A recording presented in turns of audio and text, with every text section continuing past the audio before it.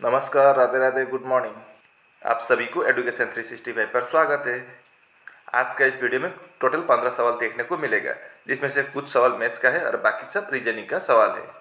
इसलिए आप वीडियो को बिना स्किप करके फर्स्ट टू लास्ट देखिए, और अगर आपको वीडियो देखकर पसंद आए तो वीडियो पर लाइक शेयर कमेंट करें और चैनल को भी जरूर सब्सक्राइब कर देना है। तो चलिए अब हम वीडियो की ओर रुक करते हैं। देखते हैं आज के पहले प्रश्न में क्या पूछा है। Find the missing number two complete the series. श्रृंखला को पूरा करने के लिए लूप संख्या ज्ञात कीजिए। तो क्वेश्चन मार्क है, यहाँ पर क्या आएगा वही हमको निकलना है। तो नंबर बढ़ता जा रहा है, ठीक है, तो इसका हम डिफरेंस निकालेंगे। तो पहले कितना है 87 के साथ इसका डिफरेंस, उसी तरह से इसके साथ इसका, वैसे हम डिफरेंस निकालते जाएंगे। तो पहले 87 से हमें कितना लाना है 115। तो यहाँ पर हमें क्या करना पड़ेगा, प्लस करना पड़ेगा 28। 87 प्लस 28 कर देंगे तो कितना आएगा आपका 115 आएगा। अब 115 से 154 लाना है तो यहाँ पर फिर हमें प्लस करना पड़ेगा 39। फिर अगला 154 से 205 लाना है तो यहाँ पर हमें 51 प्लस करना पड़ेगा। और अगला 205 से 269 लाना है तो यहाँ पर हमें प्लस 64 लाना है। तो अगला हम क्या प्लस करेंगे। अब यहाँ पर कुछ लॉजिक पता चला क्या, 28, 39, 51, 64, तो अगला क्या है नहीं चला। तो इनका भी हम डिफरेंस का भी डिफरेंस देखते हैं, तब जरूर पता चलेगा। तो पहला वाला में कितना है 28, इधर 39। 28 के साथ अगर हम प्लस 11 कर देंगे तो 39 आएगा। 39 के साथ प्लस 12 कर देंगे तो 51 आएगा। 51 के साथ प्लस 13 कर दें तो 64 आएगा। तो अगली बार हम क्या करेंगे, देखिए 11, 12, 13 मतलब एक एक बढ़ता जा रहा है, तो अगली बार हम प्लस 14 कर देंगे। तो 64 प्लस 14 कितना होता है 78। अब 269 प्लस 78 कर देंगे तो कितना आएगा 347 आएगा। यानी कि क्वेश्चन मार्क की जगह पर बी ऑप्शन सही जवाब होगा। उम्मीद करता हूँ कि आप इसको अच्छी तरह से समझ गए होंगे। ये रहा दूसरा प्रश्न, ये आपका ब्लड रिलेशन का सवाल है। प्लस का मतलब क्या है, बहन है। एट द रेट का मतलब भाई है। माइनस का मतलब पत्नी है। और हैज का मतलब पिता है। तो अगर इस इक्वेशन को बनाए तो ओ और भी का क्या संबंध है, मतलब भी ओ को क्या किस संबंध से बुलाएगा वही हमको पता करना है। तो चलिए इसको हम बनाते हैं। तो पहले हमें दो दो करके बनाना होगा। तो ओ प्लस पी को बनाएंगे सबसे पहले, ठीक है। तो प्लस का मतलब क्या है, सिस्टर है। तो ओ सिस्टर होगी। ओ सिस्टर होगी, किसकी सिस्टर होगी, पी की सिस्टर होगी। अब अगली बार P माइनस टी है। माइनस का मतलब वाइफ, तो P वाइफ होगी किसकी, T की। तो T हस्बैंड होगा, ऐसा होगा। फिर T हैच जी है। हैच का मतलब फादर, तो T फादर होगा किसका, जी का। तो अगर T फादर होगा जी का तो P मादर होगी, क्योंकि T के पत्नी है P, तो मादर होगी P जी के, ठीक है। अब G at the rate of भी। एट द रेट का मतलब क्या है, ब्रदर है। तो जी ब्रदर हो, जी ब्रदर है किसका, भी का है। तो हमें पूछा है, क्या पूछा है सवाल में, ओ क्या लगता है भी का, वही हमको निकालना है। तो ओ क्या लगती है भी का वो निकालना है। तो अब भी का भाई है जी, मतलब ये दोनों भी और जी दोनों पी और टी के बच्चे हैं। तो भी पी को क्या बोलेगा, माँ, क्योंकि पी माँ फीमेल है तो और टी के पत्नी है तो भी की माँ लगेगी। और ये ओ पी की बहन है तो माँ की बहन होगा ओ। तो माँ की बहन यानी कि मदर्स सिस्टर। सी ऑप्शन सही जवाब होगा। ये रहा अगला प्रश्न, ये आपका सिटिंग अरेंजमेंट का सवाल है। A B C D E and F और एफ एक गोलाकार मेज की चारों ओर केंद्र की ओर मुँह करके बैठे हैं। डी बी के बाएं दूसरे स्थान पर बैठा है। ई एफ के बाएं दाएं से दूसरे स्थान पर बैठा है। सी डी के ठीक दाएं पर बैठा है। ए के ठीक बाएं कौन बैठा है वही हमको निकालना है। तो टोटल कितने लोग हैं, 6 लोग हैं। तो ऐसा 6 लोग के लिए बनाएंगे 2, 4, 6 लोग ऐसे बैठेंगे और सभी केंद्र की तरफ, बीच की तरफ देख रहे हैं। अब यहाँ पर क्या बोला है, D sits second to the left of B. अगर बी को यहाँ लिख दें तो बी के लेफ्ट में दूसरे स्थान पर डी है, तो लेफ्ट साइड में पहला ये, दूसरे स्थान पर डी होगा लेफ्ट में, ठीक है, बी के। अब E seats second to the right of F. अब न तो यहाँ पर ई है न तो एफ है, तो इसको हम अभी नहीं बना सकेंगे, तो इसको हम हटा देंगे, अभी बाद में इसको बनाएंगे। अब C is on the immediate right of D. C कहाँ पर है, डी के तुरंत दाहिने साइड पर, तो यहाँ सी होगा। अब इसको तो हमें बनाना ही होगा, जो हमने छोड़ा था। क्या छोड़ा था, E seats second to the right of F. अगर हम एफ को यहाँ लिखें तो क्या होगा, एफ के राइट में पहला, दूसरा स्थान पर ई। अब यहाँ पर तो पहले सी है, मतलब एफ यहाँ नहीं होगा। और अगर हम एफ को यहाँ लिखें तो पहला दूसरे स्थान पर ई होना चाहिए, यहाँ पर तो डी है, तो एफ यहाँ भी नहीं होगा, इसका मतलब एफ तो यहाँ होगा ही होगा। अब क्या बोला था, E seats second to the right of F. F के राइट में पहला राइट, दूसरा राइट में ई है, तो ई यहाँ होगा। अब एक जगह खाली है, यहाँ पर ए विराजमान होंगे, हो गया। अब पूछा है who is sitting on the immediate left of A. A के तुरंत लेफ्ट साइड में कौन बैठा है, कौन बैठा है, एफ, यानी कि ए ऑप्शन बिल्कुल सही जवाब। इस प्रश्न को देखिए, कागज की शीट को मोड़कर घन बनाया जाता है। डॉलर दर्शाने वाले फलक के विपरीत कौन सा फलक होगा, तो डॉलर का अपोजिट में क्या होगा, वही हमको निकालना है।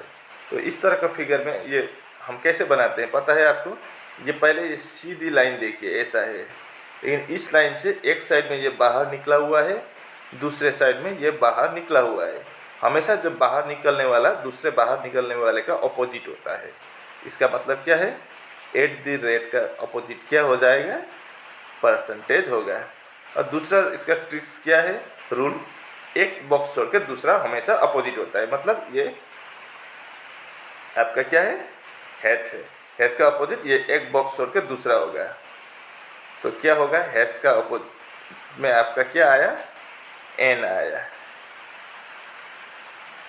और इसका एक छोड़ के, ये छोड़ के इसका अपोजिट ये होगा, तो डॉलर का अपोजिट में क्या आया, स्टार आया। हमें क्या पूछा है, डॉलर का अपोजिट में क्या होगा वही पूछा है, तो डॉलर का अपोजिट में क्या आया, स्टार आया, यानी कि बी ऑप्शन बिल्कुल सही जवाब होगा इस सवाल का। उम्मीद करता हूँ कि आप इसको भी अच्छी तरह से समझ गए होंगे। अगर आप चैनल पर नए हो और चैनल को सब्सक्राइब न किया हो तो कृपया करके चैनल को जरूर सब्सक्राइब कर देना, इसका कोई चार्ज नहीं लगता है, ठीक है। तो अगला सवाल देखते हैं, यहाँ पर क्या बोला है। किसी कोड में पिजन को ये लिखा जाता है, तो उस कोड में सब्जेक्ट को कैसे लिखा जाएगा। तो पिजन से ये कैसे आया वो पहले हम सबसे पहले पता करेंगे। क्या है, PEASANT, पिजन से वो कैसे आया देखेंगे, ठीक है। तो ये नंबर को देखिए, तो यहाँ पर पहले दो नंबर को देखिए, 16, पी का प्लेस वैल्यू 16 होता है, 16 आया, ठीक है। उसके बाद क्या है, एफ, ई मतलब ई भावेल है, भावेल की जगह पर यहाँ पर नंबर अल्फ़ाबेट दिया गया है, तो ई का अगला अल्फ़ाबेट क्या होता है, एफ, एफ दिया गया है। फिर ए है, ए भी भावेल है, तो ए के बाद क्या आता है, बी, जैसे ई के बाद एफ, ए के बाद बी। उसके बाद एस कॉन्सोनेंट है, कॉन्सोनेंट एस का प्लेस वैल्यू 19 लिख दिया है, ये 19, ठीक है। उसके बाद यहाँ पर बी है, ए के बाद ए भावेल है, ए के बाद बी। उसके बाद एन का प्लेस वैल्यू 14, ये 14 है, और टी का 20, ये लॉजिक है, ठीक है। अब यही लॉजिक हम अगला में भी लगाएंगे। तो क्या है, सब्जेक्ट का निकालने को बोला है, तो SUBJECT,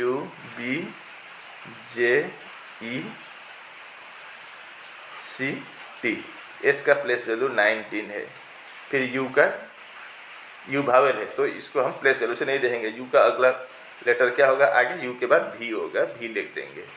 फिर बी का अपोजिट, बी का प्लेस वैल्यू 2, फिर जे का 10।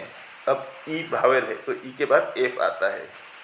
फिर सी के बाद, सी का प्लेस वैल्यू 3 और टी का प्लेस वैल्यू 20, ऐसा होगा। 19 भी 210, 19 भी 210 सभी में है। उसके बाद एफ 320 होना चाहिए आंसर। F320 आपका सी ऑप्शन में है, तो सी ऑप्शन बिल्कुल सही जवाब। उम्मीद करता हूँ कि आप इसको अच्छी तरह से समझ गए होंगे। अगर समझ गए तो एक लाइक बिना हिचक के कर देना है। ये रहा अगला प्रश्न, ये आपका वेन डायग्राम का सवाल है। वेन आरेख जो दिए गए वर्गों के समूह को सर्वोत्तम रूप में दर्शाता है। तो कौन सा वाला वेन डायग्राम से इसको सर्वोत्तम रूप से दर्शाता है, जिसमें क्या दिया गया है, त्वचा, हड्डियां और जिगर। अंग्रेजी में बोले तो स्किन, बोन्स एंड लिवर्स को कौन सा वाला वेन डायग्राम सही होगा इन चारों में से। अब वैसे देखें तो ये याद रखना है, ये स्किन कहाँ है, हमारे शरीर में स्किन भी होते हैं, त्वचा, उसके बाद बोन, हड्डियाँ भी होते हैं, और लीवर भी होते हैं। तो ये क्या आपस में इन तीनों का संबंध है क्या? नहीं है। हमारे शरीर में स्किन अलग चीज़ है, बोन अलग चीज़ है, और लीवर अलग चीज़ है, मतलब अलग अलग है। इसका मतलब डी ऑप्शन सही जवाब होगा। ठीक है, डी में अलग अलग दिया गया है, तो डी ऑप्शन बिल्कुल सही जवाब होगा। अब इस प्रश्न को देखिए, ये आपका मैथ्स का सवाल है। दो उम्मीदवारों द्वारा लड़े गए चुनाव में एक उम्मीदवार को कुल डाले गए वोटों का 40% प्राप्त हुआ है और वो 1000 वोटों से हार गया है। डाले गए वोटों का कुल संख्या ज्ञात कीजिए। मान लीजिए दो उम्मीदवार थे, पहला वाला ए, दूसरा वाला बी, ऐसा लिख देते हैं हम। ठीक है, तो पहले वाले को कितना मिला, 40% मिला वोट, तो कुल वोटों का 40% मिला। इसका मतलब दूसरे वाले को कितना मिला, 60% मिला है। अब टोटल कितना वोट हुआ नहीं पता है, तो इसको हम 100% ही मान लेते हैं। तो पहले वाले को 40% मिला, तो दूसरे वाले को 60% मिला, मतलब इनके बीच में कितने का अंतर है, 20% का अंतर है कि नहीं। इसको 40%, इसको 60%, इसके मतलब 20% का अंतर है। लेकिन वो कितने वोटों से हारा, 1000 वोट से हारा है, मतलब 20% का मतलब, इसका मतलब क्या है, 1000 है कि नहीं। तो हमें क्या पूछा है, तो डाले गए वोटों का कुल संख्या ज्ञात कीजिए। तो टोटल वोट कितना हुआ है, तो हम एक काम करेंगे, इसको मैं ऊपर लिख देता हूँ। 20% बराबर क्या हुआ है, आपका 1000 हुआ है। तो हमें 100% निकालना होगा। तो डाले गए वोटों का कुल संख्या, मतलब टोटल वोट कितना हुआ है वो निकालना है। तो इंटू 5 कर दीजिए। तो 20 इंटू 5 कितना, 100%। इधर इंटू 5 किया तो इधर भी तो इंटू 5 करना पड़ेगा। तो 1000 इंटू 5 करेंगे तो कितना होगा, 5000 होगा, यानी कि कुल वोट 5000 हुए थे। बी ऑप्शन सही जवाब। अब इस प्रश्न को देखिए, ए और बी क्रमश 40,000 रुपये और 60,000 रुपये का निवेश करके एक व्यवसाय शुरू करते हैं। वर्ष के अंत में वे 20,000 रुपये का लाभ कमाते हैं। ए को कितना लाभ प्राप्त होगा। तो ए और बी ने कितने निवेश किए थे, अलग अलग। ए ने 40,000 और बी ने 60,000, अलग अलग रकम है, याद रखना। ठीक है, तो हम इनका रेशियो निकालेंगे। तो 1 2 3 4 जीरो काट दिया, इधर भी 1 2 3 4 जीरो काट दिया। अब इधर बचा है 4, इधर बचा है 6। तो इसको भी हम और छोटा बना सकेंगे। जैसे कि अगर हम इनको 2 से डिवाइड करेंगे तो 2 आएगा 4 को, और 6 को 2 से डिवाइड करेंगे तो 3 आएगा। अब इनके पीछे हम x लगा देंगे। तो वर्ष के अंत में कितना लाभ हुआ है, प्रॉफिट 20,000। इसका मतलब 2x plus 3x equal to 20,000 होगा।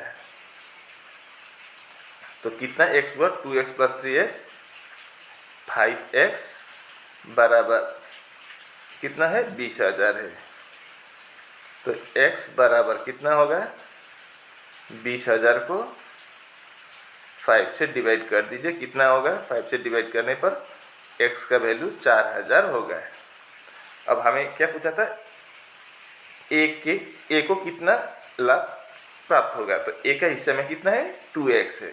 तो इसके साथ 4000 के साथ 4000 इंटू 2 कर दीजिए, तो कितना होगा, 8000 होगा ए के हिस्से में। और बी के हिस्से में पूछा होता तो कितना होता है, 3x है, तो 3 इंटू 4000 12,000 बी के, और ए के 8000। हमें ए का पूछा है तो 8000 होगा, यानी कि ए ऑप्शन सही जवाब होगा। ठीक है, अब इस प्रश्न को भी देख लीजिए, ये भी आपका मैथ्स का है। एक दुकानदार 500 रुपये में एक खिलौना खरीदता है और पैकेजिंग पर 50 रुपये खर्च करता है। फिर वो उसे एक ग्राहक को 10% लाभ पर बेचता है। खिलौने का विक्रय मूल्य ज्ञात कीजिए। तो पहले कितने में खरीदा था? 500 रुपये में। और उसके ऊपर फिर उसने पैकिंग का खर्च कितना किया? 50 रुपये का किया। तो उसने उस खिलौने के ऊपर टोटल कितना खर्च किया? 550 रुपये। ठीक है, खरीदा था 500 रुपये में, उसके बाद पैकेजिंग में 50 रुपये खर्च किया, तो टोटल उसका 550 रुपये खर्च हो गया है। अब उसने क्या किया? 10% प्रॉफिट पर बेच दिया। तो कितने में बेचा वो हमको निकलना है। तो 10% में बेचा, इसका मतलब 100 में खरीदा होता तो वो कितने में बेचता? 110 में बेचता। लेकिन उसे कितने में खरीदा है? 550 में। तो एक जीरो कट गया, ऊपर का और नीचे का, फिर एक जीरो कट गया। तो कितना बचा है? 11 × 55 कर देंगे तो कितना होगा? 605, यानी कि 605 रुपये में बेचा है। तो आपका बी ऑप्शन सही जवाब होगा। ठीक है, अब इस प्रश्न को भी देखिए, ये भी आपका मैथ्स का है।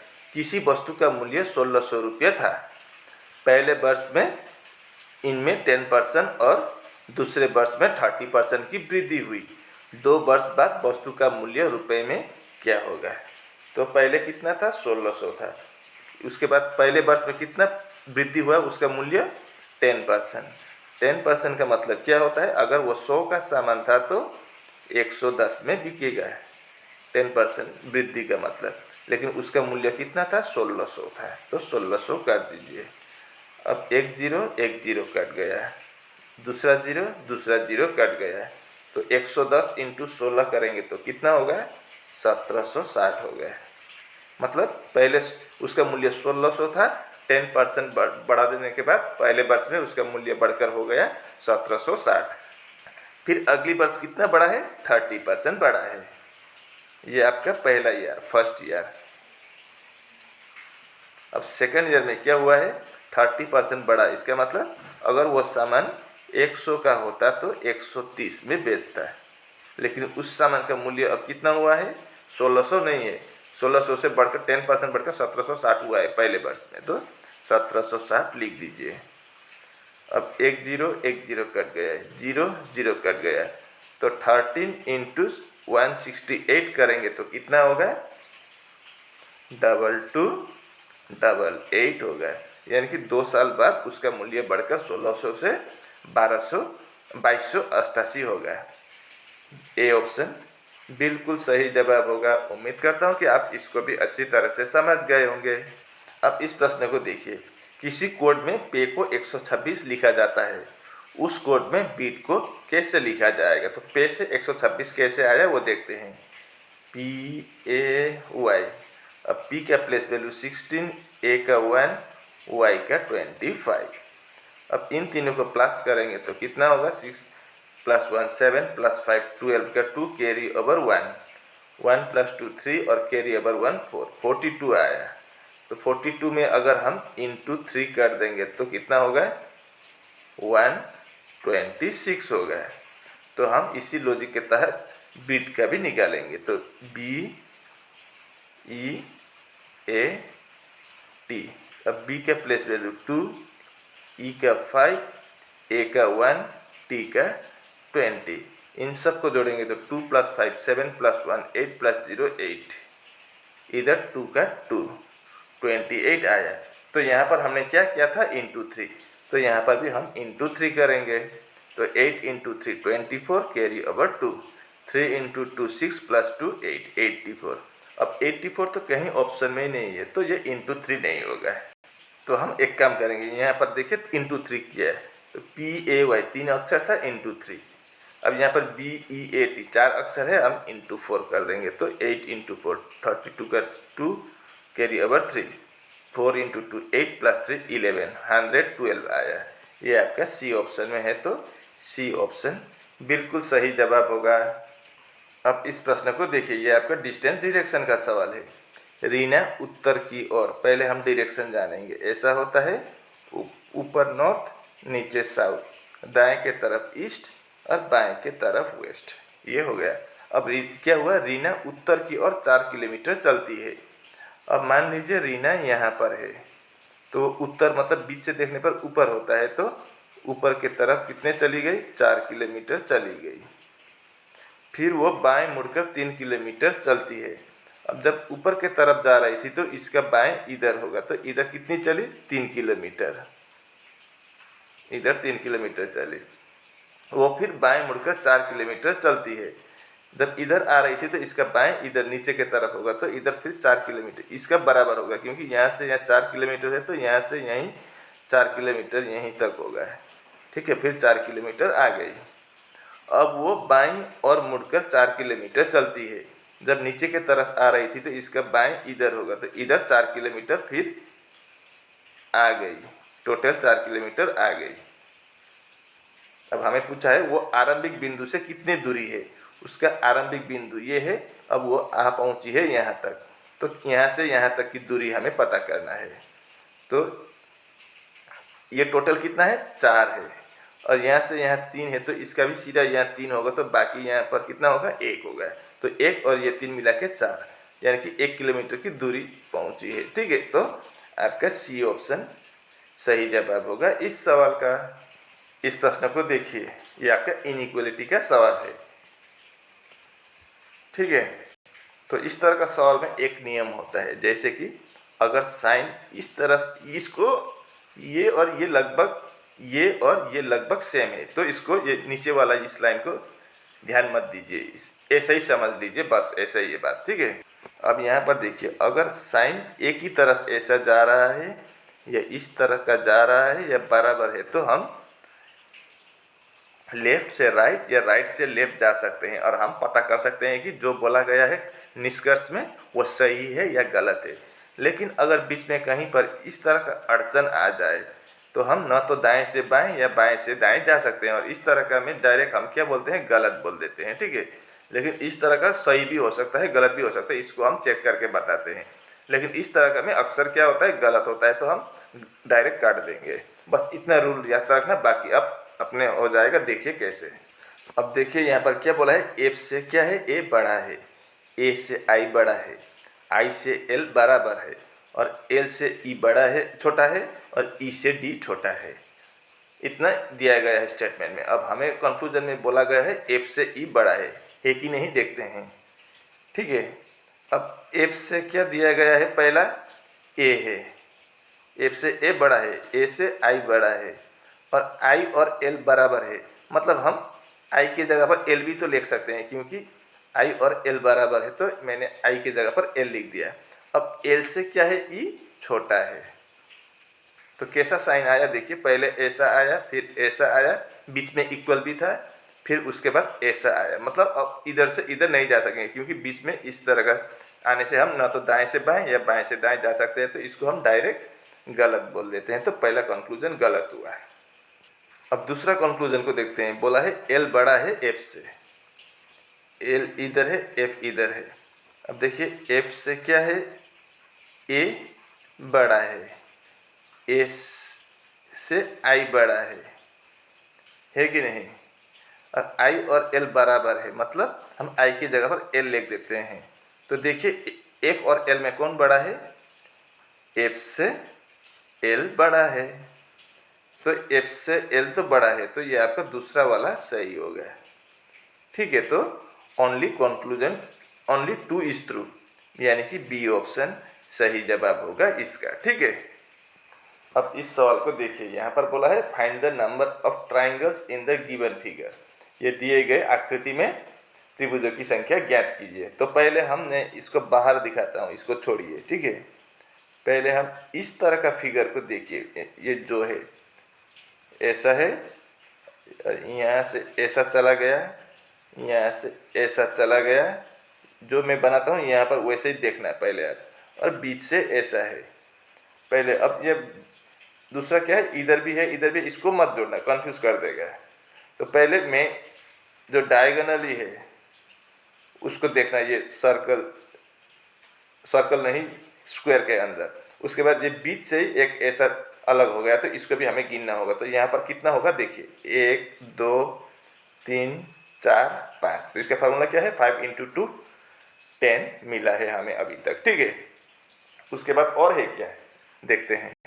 उसके बाद एक ऐसा भी है, यहाँ से ऐसा है कि नहीं, तो यहाँ पर एक होगा, ये दो होगा, और इन दोनों को मिलाएंगे तो और एक होगा।